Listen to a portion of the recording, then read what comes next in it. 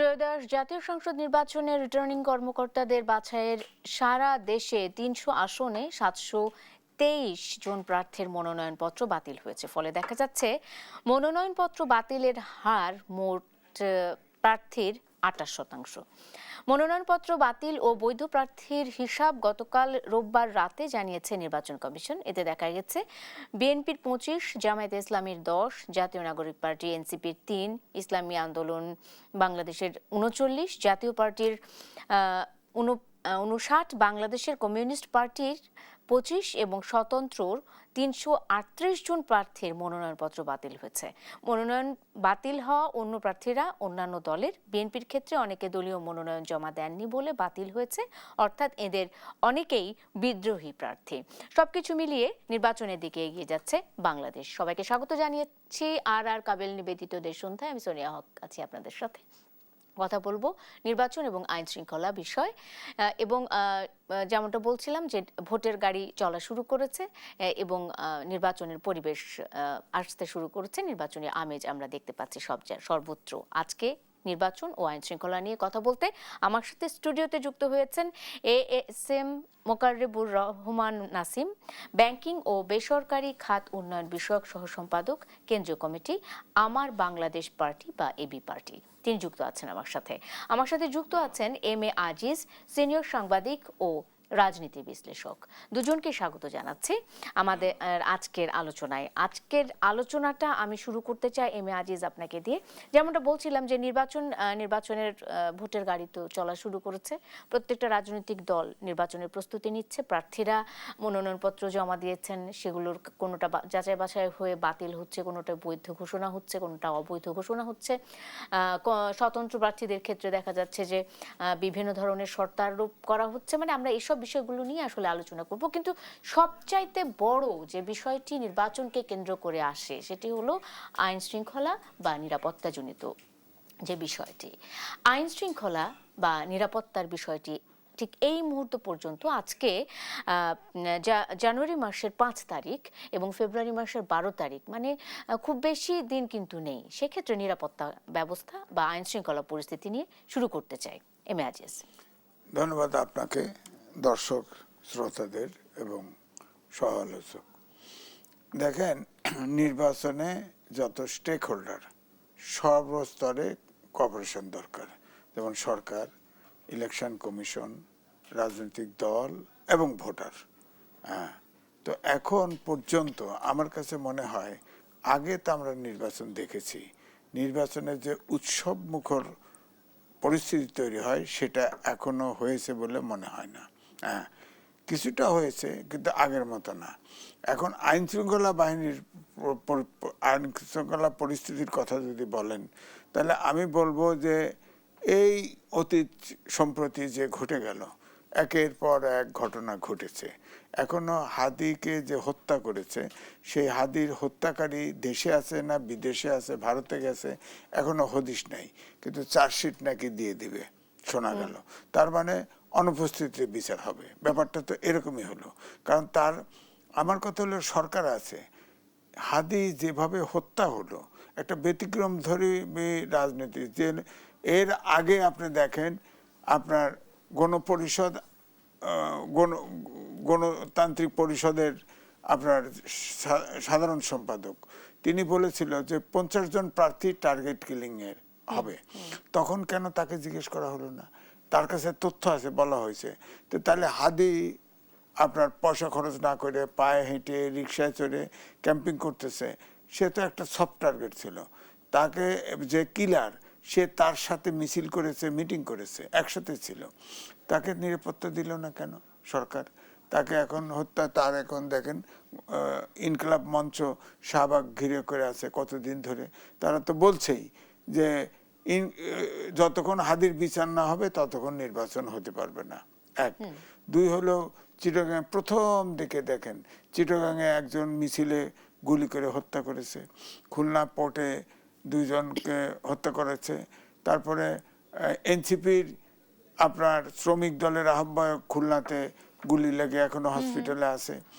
সম্প্রতি সবচাইতে উল্লেখযোগ্য হচ্ছে, আমার কাছে মনে হয়েছে, মাহাদি নামের একটা ছেলে, থানায় ঢুকলো, থানায় ঢুকে থ্রেট করে যে তাদের সহকর্মী তারা দুজনকে ছাড়াই নিতে আসছে, না ছেড়ে দিলে আগুন দিয়ে পোড়ায় দিবে, এবং তাদেরকে বলছে তোমাদের আমরা নিয়োগ দিয়েছি, ছেড়ে দাও। হ্যাঁ, তো পুলিশ তো তাকে গ্রেপ্তার করে সাহস পায় নাই, তাকে তো ওখানে পুলিশ, আগের পুলিশ যদি কল্পনা করতেন এই কথা যখন বলছে তোমাদের নিয়োগ দিয়েছি, তোমাদের পুলিশ পুরাই দিছি, তো তখন তো তাকে গ্রেপ্তার করা উচিত ছিল, এবং কোর্টে আবার হাজির করছে, কোর্ট আবার জামিন দিয়ে দিছে, তাহলে আইন শৃঙ্খলা পরিস্থিতি ফিরবে কি করে?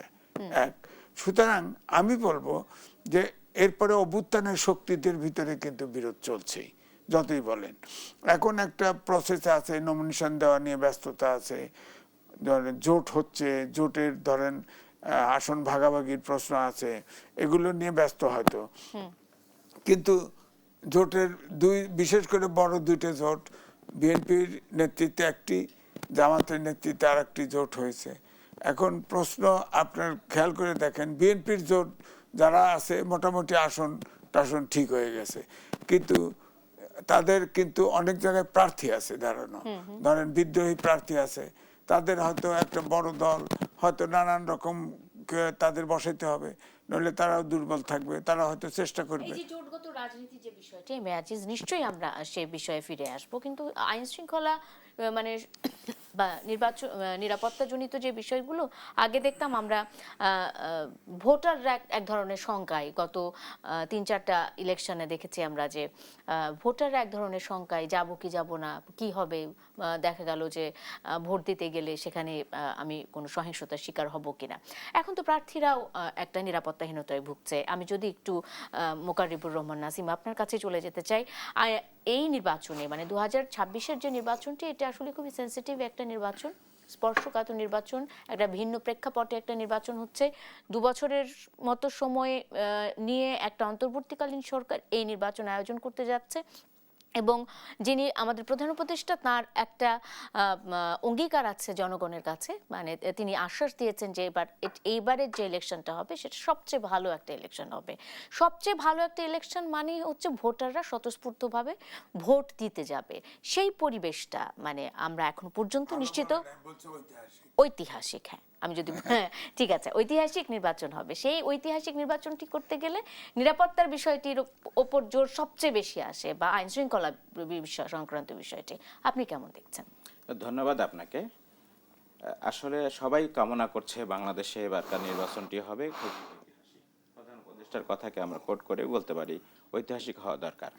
কিন্তু আপনি নিশ্চয় লক্ষ্য করে থাকবেন যে গতকালকে মনোনয়নপত্র বাছাই করাকালীন সময়ে রিটার্নিং অফিসারের কক্ষে একজন স্বতন্ত্র প্রার্থীকে আরেকটা গ্রুপ বা দল তাকে গলা ধাক্কা দিয়ে বের করে দিচ্ছে, যেখানে রিটার্নিং অফিসার একটা সেফ প্লেস, যার কাছে মানুষ গিয়ে একটা ডিস্ট্রিক্টের মধ্যে সবচেয়ে গুরুত্বপূর্ণ পদ হোল্ড করছেন, যিনি ডিসিও বটে, তিনি, তার কাছে নমিনেশন বাছাইয়ের ক্ষেত্রে যদি একজন প্রার্থীর নিরাপত্তা না থাকে, তিনি কিন্তু প্রার্থী, তার যদি নিরাপত্তা না থাকে তাহলে তার কর্মী বাহিনী গোটা উপজেলা মিলে, 2টা বা 3টা উপজেলা মিলে যেখানে নির্বাচন করবেন দিনে রাতে সব সময়, তো সেখানে নিরাপত্তা কোথায় দিবে?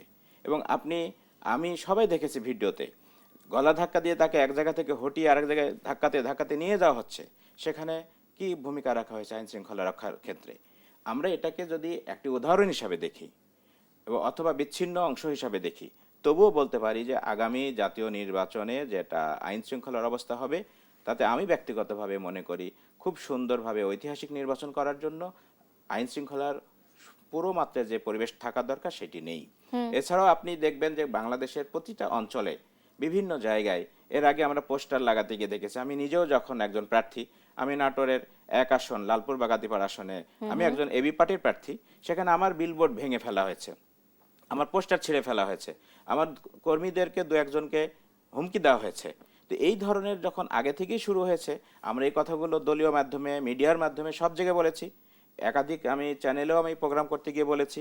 তো আইন শৃঙ্খলা যদি রক্ষা ঠিকমতো করা না হয়, সত্যিকার অর্থেই মানুষ উৎসবমুখর পরিবেশে ভোট দিতে যাবে না। ওকে, মোকাররবুর রহমান নাসিম, আমি বিরতির পরে এসে জানবো যে আপনি নিজে একজন প্রার্থী এবং আপনি বলছেন আপনার অভিযোগ, আপনি বলছেন যে আপনার পোস্টার ব্যানার ফেস্টুন ছিঁড়ে ফেলা হচ্ছে এবং আপনি এক রকমের হয়রানির শিকার হচ্ছেন। এগুলো আসলে এসব ক্ষেত্রে নির্বাচন কমিশনের কি ধরনের ভূমিকা আছে, নির্বাচন কমিশন কি ধরনের ভূমিকা নিতে পারে, বা এক্ষেত্রে আইন শৃঙ্খলা বাহিনীর কি ভূমিকা আছে, আপনাদের কাছে নিশ্চয়ই এসে জানবো একটা ছোট্ট বিরতির পর। দর্শক, একটা বিরতি নিয়ে ফিরছি আর কাবেল নিবেদিত দেশ সন্ধ্যায়, সঙ্গে থাকুন, ফিরছি এক্ষুনি।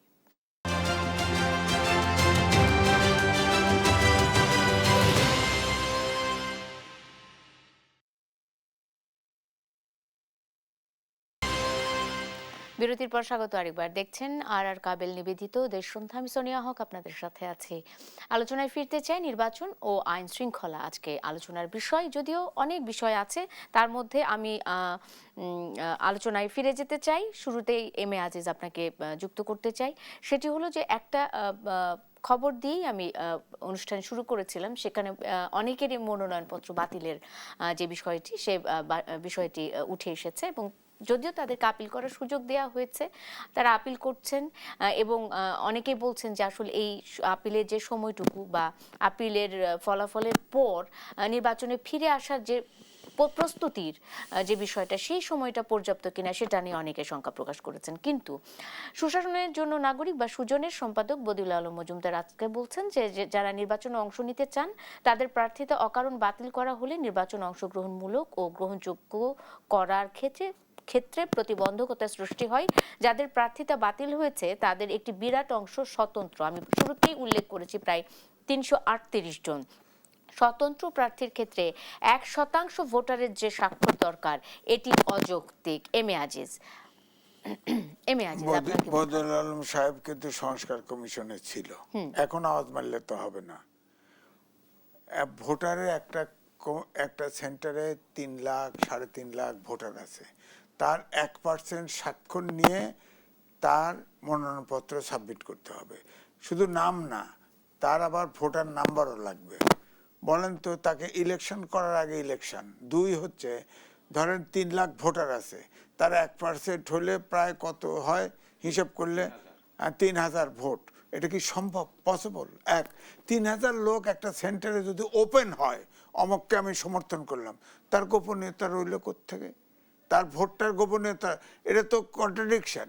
আমাকে বলা হচ্ছে ব্যালটে আমি ভোট দিয়ে আমার প্রতিনিধি নির্বাচিত করব, অথচ যিনি স্বতন্ত্র দাঁড়াবেন তার আগেই 3 লাখ ভোটারের 30,000 আগে 3,000 ভোটারের স্বাক্ষর নিতে হবে। এটা কি করে সম্ভব? স্বাক্ষর দিবেই বা কেন? ভোটের আগে দিবে কেন? দিবে না তো, এটা অযৌক্তিক। এটা তো রাখাই উচিত না। ভোটার ডিসাইড করবে আমি কোন প্রতিনিধি আমার নির্বাচন করব। এখানে এই যে এইটা করা হয়েছে, এটা সংস্কার কমিশন কি করছে এটা বলেন আপনি? তো এই জন্য দেখেন স্বতন্ত্র প্রার্থী, এই যে যেমন ধর তাসনিম যারা, সে বলেছে তার ঠিকই দিছে। আপনার এই খিলগা এরিয়াতে তিনি জন্মগ্রহণ করছে, ওই অঞ্চলের স্বাক্ষর করেছে। ধরেন কমপক্ষে ঢাকায় তো আরো বেশি সংখ্যক ভোট সম্ভবত, ধরেন 4 লাখ ভোট। তার দৈব চয়ন ভিত্তিতে 10 জনকে বাছাই করে চেক করেছে, তার ভিতরে 2 জন ওই এলাকার নয় বলে প্রমাণ পাইছে ইলেকশন কমিশন, তারটা বাতিল করছে। সে আপিল করতে পারবে, সে আশা করে হয়তো পাবে, কিন্তু ভিন্ন কথা। আমার কথা হলো যে সে ওপেন ভোট তার জন্য লাগবে কেন? তার ভোটারদের স্বাক্ষর লাগবে কেন প্রথমে? অর্থাৎ যে ভোট যেটা বলতেছে, অনেকে বলছে যে এটা আসলে স্বতন্ত্র প্রার্থীদেরকে এক ধরনের নিরুৎসাহিত করা, যেহেতু তারা দলের বাইরে গিয়ে করছে বা কোনো দল ছাড়া করছে। আমি তো আমার তো ধারণা যে আমি ভোট করতে চাইলে এত লোকের স্বাক্ষর আমি সংগ্রহ করতে পারবো না। এরা তো পারছে, কাছাকাছি গেছে। তো আমার কথা হলো এখানে হলো নৈতিক জায়গা এবং আইনগত জায়গা। ভোট হবে গোপনে ব্যালটে, আমাকে আগেই কেন ওপেন স্বাক্ষর জমা দিতে হবে? ওই লোকগুলো তো আইডেন্টিফাইড হয়ে গেল, তার রাইভেল তো ধরবে, তুমি তো ওরে ভোট স্বাক্ষর দিচ্ছ, তুমি তো ভোট অমককে দিয়ে দিছো ওপেন, তো সেক্রেসি তো রইল না। সুতরাং এটা একদমই সম্পূর্ণ অযৌক্তিক। এই কারণে আপনি দেখেন স্বতন্ত্রের প্রার্থিতা বাতিল হয়েছে বেশি, হয়তো কিছু ফেরত পাবে। আর জাতীয় পার্টি, তারপরে জাতীয় পার্টি একবার মিডিয়ায় দেখলাম জাতীয় পার্টি প্রার্থী পাইতেছে না, তারা বহুত চেষ্টা করতেছে, প্রার্থী পাচ্ছে না। হয়তো এমনও হতে পারে কাউকে কাউকে ধরে আনছে, কোনো মতো ফর্ম পূরণ টুরন করে দিছে, আমি বাতিল হয়ে গেলে বেঁচে যাই, এরকম রিস্ক নেয় নাই। এখন যে পরিস্থিতি, জেলখানায় গেলে তো কেউ বেরোয় না, যাওয়া যায় বেরোন যায় না। আমাদের গ্রাম দেশে উনি নাটোর বাড়ি চানে দুয়ার ওই মাছ ধরার জন্য ঢুকে কিন্তু বেরোতে পারে না। এরকম আমাদের দেশে দেখেন না, আমাদের বহু সাংবাদিক অ্যারেস্ট হয়েছে না, ঢোকে কিন্তু বেরোতে পারে না। তো এই জন্য কেউ ওই এখন ধরা দিতে চায় না। তো কেউ কি আসলে সুনির্দিষ্ট অভিযোগ ছাড়া কি মানে পুলিশে কাউকে ধরে নিয়ে যায়, এরকম আরে হয়েছে কি? পুলিশ তো স্টমার মধ্যে আছে, পুলিশ তো জেনুইনটা হলো, আরে থানায় ঢুকে থানা পুরাই দিতে চায়, তাকেও ধরে না। না না না, তাকে ধরে না। আপনি যাদের কথা বলছেন তাদের বিরুদ্ধে সুনির্দিষ্ট অভিযোগ কিন্তু আছে আজিজ ভাই, আপনিও সেটা জানেন, আমরাও সেটা জানি। আমার তা না, এটা যদি আর্গুমেন্ট করেন আমি বলবো ফৌজদারি অপরাধের উপরে কেউ না। সাংবাদিক বলেন, উনি পলিটিশিয়ান বলে, ফৌজদারি অপরাধ করলে তার বিচার হবে, আপনি বিচার করেন, বিচার যে দোষী তাকে জেল দিয়ে দেন, একবার দেন, যাবজ্জীবন দেন, ফাঁসি দিচ্ছেন তো দেন না, জেলখানায় ঢুকাবেন আর বাড়িতে দিবেন না, এটা কেমন কথা? আমি ফিরবো, আমি আসলে প্রসঙ্গে থাকতে চাই, এবং যে বিষয়টি নিয়ে আমি মোকারিবুর রহমান নাসিম আপনার কাছে বিরতির আগে আপনার কাছে একটি প্রশ্ন রেখে গেছিলাম, যে আপনি একজন প্রার্থী এবং আপনি অভিযোগ করছেন যে আপনার ব্যানার ফেস্টুন এলাকায় আপনার যে প্রচারণার যে বিষয়গুলো, সেখানে আপনাকে হয়রানি করা হচ্ছে।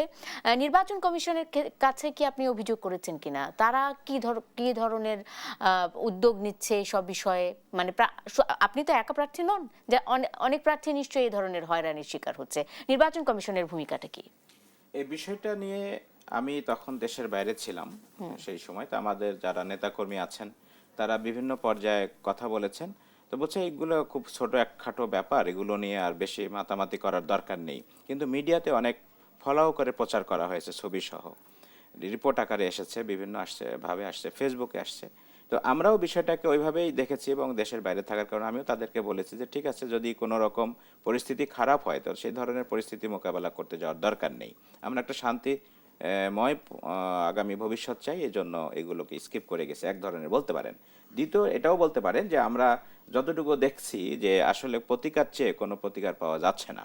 কেন যাচ্ছে না? কেন, এটা তো প্রশাসন এক ধরনের, যেমন আজিজ ভাই বললেন যে পুলিশ ট্রমার মধ্যে আছে, প্রশাসনও অনেকটা ট্রমার মধ্যেই আছে বলে মনে হচ্ছে। কারণ তাদের কাছে যখন আঙ্গুল দিয়ে আপনারা সাংবাদিকরা যখন কোনো বিষয় দেখিয়ে দিচ্ছেন, তখন তারা জবাব দিচ্ছে যে আমরা বিষয়টা অভিযোগ পেলে দেখব, অথবা আমরা তদন্ত করে দেখব। বিষয়টা এ পর্যন্তই শেষ।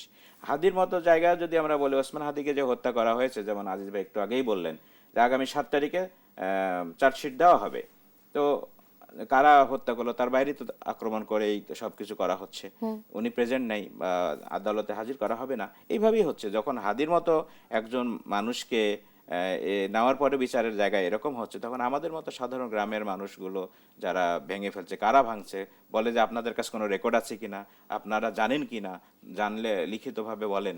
তো কার বিরুদ্ধে আমরা লিখিত দিব যে অমুক জন ভেঙেছে, রাতের আধারে ভেঙেছে, কে ভেঙেছে, 2 বছরের সংস্কার, সে সবই কি ব্যর্থ? তো আসলে আমরা তো দিন শেষে তাই দেখতে পাচ্ছি। কারণ ইভেন আমি আরেকটা জিনিসও বলি, যেটা আপনি একটু আগেই আজিজ ভাইকে জিজ্ঞেস করছিলেন, যে 1%-এর বিষয়টি যদি আমরা বলি, এখানেও দেখেন আইন শৃঙ্খলার বিষয়টা জড়িত। কোনো কোনো আসনে 5 জন প্রার্থী আছে স্বতন্ত্র, তো যদি অ্যাটলিস্ট 3000 করে ভোটারের নাম ঠিকানা জমা দিয়ে স্বাক্ষর দিতে হয়, কতজন হয়? 15,000 হয়। তো 15,000 মানুষের নিরাপত্তা কে দিবে? যিনি স্বতন্ত্র, তার তো কোনো আমব্রেলা নাই, পলিটিক্যাল আমব্রেলা নাই, ছাতা নাই, তিনি অন্যান্য বড় বড় দলগুলোর মুখোমুখি তার কর্মীগুলো কিভাবে দাঁড়াবে? চাকরি বাকরি ব্যবসা বাণিজ্য আমাদের দেশে যেটা হয়ে থাকে, সব সময় তো তারা বলবে তুমি তো অমুককে সাপোর্ট দিয়েছিলে, তুমি তাকে স্বাক্ষর দিয়ে ভোটে প্রার্থী করেছিলে। এখন তিনি প্রার্থিতা ফিরে পান বা না পান সেটা ভিন্ন কথা, কিন্তু 15,000 লোকের নিরাপত্তা কে দিবে? পাশাপাশি আরেকটি যদি আমি আপনাকে কাউন্টার ভাবে জিজ্ঞেস করি, যে একজন প্রার্থী 3টি আসনে ভোট করতে পারে, মনে করেন ঢাকাতে 9, 10, 11, তো 9 নম্বর আসনে আপনি প্রার্থী, 10 নম্বরের আসনেও প্রার্থী, 11 নম্বর আসনেও প্রার্থী। তা আপনি 9 নম্বর আসনে যখন আপনার ভোটার লিস্টে হয়তো আপনার নাম আছে 9 নম্বরে, তো 10, 11 তো আপনার নাম নেই। একজন প্রার্থী তো 3 জায়গায় নাম থাকতে পারে না। তাহলে আপনি যখন প্রার্থী না হয়েও, ভোটার না হয়ে যখন 10, 11-তে আপনি ভোটার প্রার্থী হতে পারেন, তো একজন পার্শ্ববর্তী মানে নির্বাচনী এলাকার অথবা বাংলাদেশের নাগরিক ভোটার তাসনিম জারার ক্ষেত্রে যদি আমরা বলি যে তার পার্শ্ববর্তী এলাকার ভোটার হয়ে যাবে, তাকে সাপোর্ট করে, যে আমি তাকে লাইক করি বা আমি তাকে সাপোর্ট করি, প্রবলেমটা কোথায়? সমস্যাটা সব কোথায়? জায়গায় সমস্যা। সমস্যাটা কোথায়? আচ্ছা, আমরা আরেকটা বিরতি নেই, বিরতির সময় হয়েছে, নিশ্চয়ই বিরতির পরে সে আরো বিস্তারিত আপনাদের কাছে জানবো। দর্শক, আরেকটা বিরতি নিচ্ছি, আর কাবিল নিবেদিত দেশ সন্ধ্যায় সঙ্গে থাকুন, ফিরছি এক্ষুনি।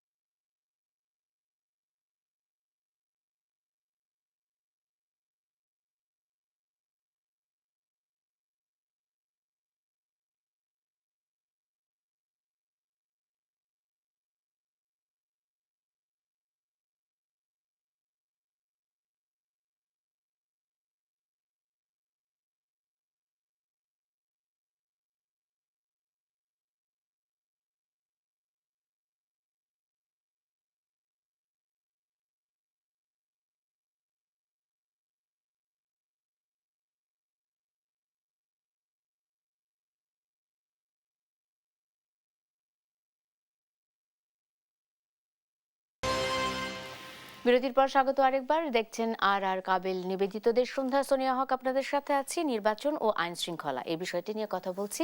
আমি আলোচনায় ফিরে যেতে চাই এবং এই অংশে মোকাররেবুর রহমান নাসিম, আপনার কাছে আমি যেতে চাই, যেহেতু আপনি নির্বাচনে একজন প্রার্থী এবং নির্বাচন নিয়ে আপনি কাজ শুরু করেছেন অলরেডি এবং আপনি আপনার অভিজ্ঞতার কথা বলেছেন এর মধ্যে।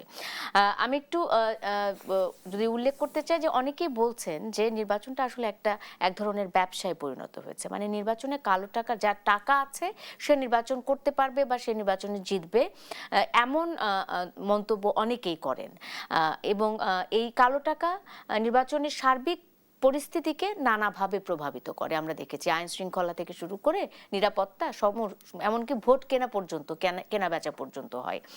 তো সেক্ষেত্রে অনেকের কাছে শুনি যে নির্বাচন করতে নাকি প্রায় 20 কোটি টাকা লাগে, অনেকে বলে 4-5 লাখ টাকা লাগে, অনেকে বলে খুব বেশি টাকা লাগে না।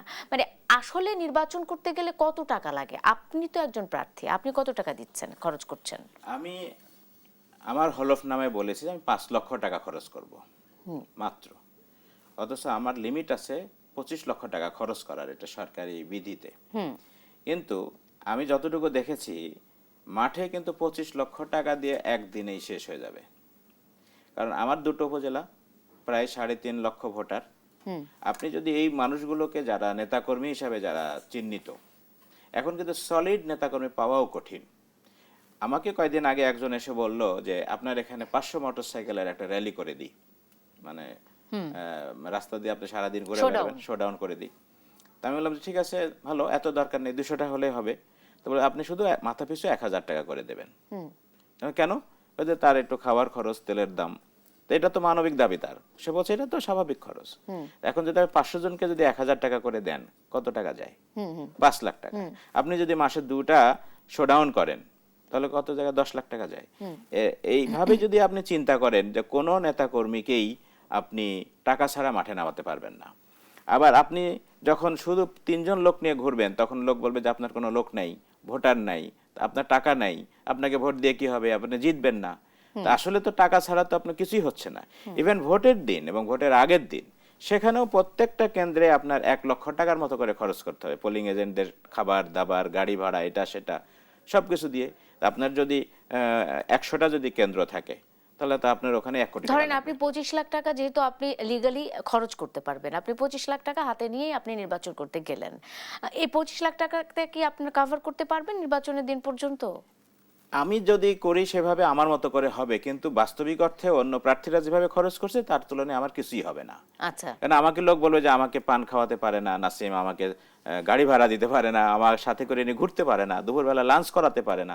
তো আসলে তো আমরা একসময় যখন চিন্তা করেছিলাম যে মানুষ নির্বাচিত করবে তার জনপ্রতিনিধিকে, তারাই বরং খরচ করবে এবং তারা তাদের জনপ্রতিনিধি নির্বাচিত করবে যিনি সবচেয়ে ভালো সৎ যোগ্য মনে করবে তাকে।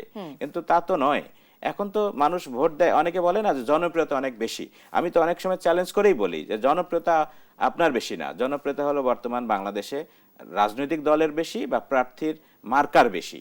আপনি ওই মার্কা ছেড়ে এই মগ মার্কায় আসেন, আপনি মোবাইল মার্কায় ভোট করেন, দেখি আপনার জনপ্রিয়তা কত বেশি। আপনি যখনই মূল দল থেকে বা মার্কা থেকে বেরিয়ে যাবেন তখন আপনাকে কতজন ভোট দেয় দেখি। আপনার তো জনপ্রিয়তা নাই, জনপ্রিয়তা হলে এখন দলের এবং দলের প্রতীকের। তো ওই দল এবং দলের প্রতীক নিতে গেলেই তো টাকা ব্যয় করতে হয় আগে বড় অঙ্কের, তারপরে সেখান থেকে গিয়ে মাঠে শোডাউন যেদিন আপনি যাবেন সেদিনই তো বিশাল একটা 10 লক্ষ টাকা এবি পার্টি তো জোটভুক্ত হয়েছে, সেক্ষেত্রে এবি পার্টি কি নিজের মার্কা নিয়ে করছে?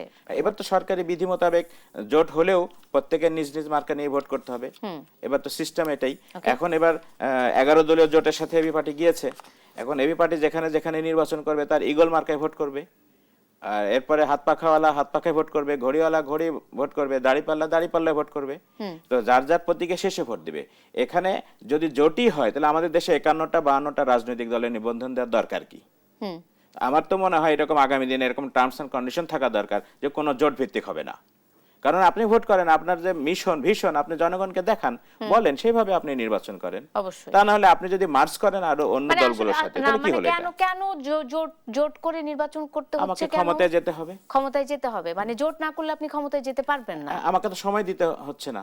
এখন যদি যাই বাংলাদেশে মনে করেন যতগুলো আমরা যাদেরকে ভাইটাল ফিগার হিসাবে চিনি, টেলিভিশনে দেখি, টক শোতে দেখি, তারা নিজ নিজ এলাকায় গেলে কয়টা ভোট পাবে? আচ্ছা, ছোট দলগুলোর।